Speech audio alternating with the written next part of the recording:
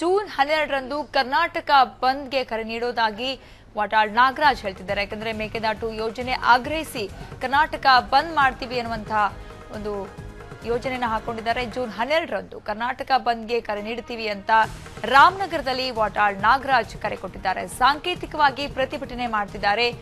ಇದಕ್ಕೆ ಮುಖ್ಯವಾದಂತಹ ಕಾರಣ ಅಂದ್ರೆ ಅನೇಕ ನೀರಾವರಿ ಯೋಜನೆಗಳಂದ್ರೆ ಮೇಕೆದಾಟು, ಕಳಸಾ ಬಂಡೂರಿ ಸೇರಿದಂತೆ ಸಮಗ್ರ ನೀರಾವರಿ ಯೋಜನೆಗಳಿಗೆ ಆಗ್ರಹಿಸಿ ವಿವಿಧ ಕನ್ನಡಪರ ಸಂಘಟನೆಗಳು ಸೇರ್ಕೊಂಡು ಈ ಬಂದ್ಗೆ ಬೆಂಬಲವನ್ನ ನೀಡ್ತಾ ಇದ್ದಾವೆ. ರಾಮನಗರದಲ್ಲಿ ವಾಟಾಳ್ ನಾಗರಾಜ್ ಹೇಳಿಕೆಯನ್ನ ನೀಡಿದ್ದಾರೆ.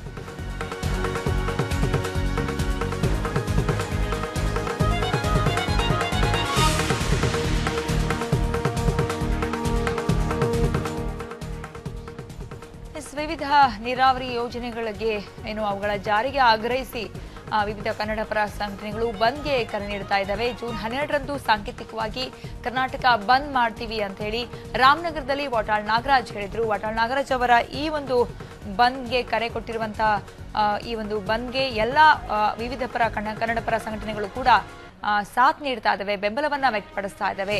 ಜೂನ್ 12ರಂದು ಕರ್ನಾಟಕ ಬಂದ್ಗೆ ಕರೆ ನೀಡಲಾಗ್ತಾ ಇದೆ ಕನ್ನಡಪರ ಸಂಘಟನೆಗಳಿಂದ.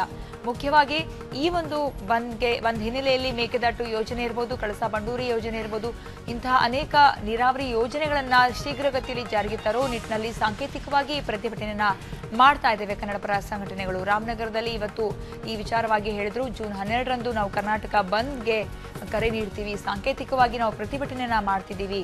ಯಾಕಂದ್ರೆ ನೀರಾವರಿ ಯೋಜನೆಗಳನ್ನ ಶೀಘ್ರವೇ ಜಾರಿಗೆ ತರಬೇಕು ಅನ್ನುವಂತ ಆಗ್ರಹಕ್ಕಾಗಿ ಇದು ಹೋರಾಟವನ್ನ ಮಾಡ್ತೀವಿ ಅಂತ ಹೇಳಿದ್ರು.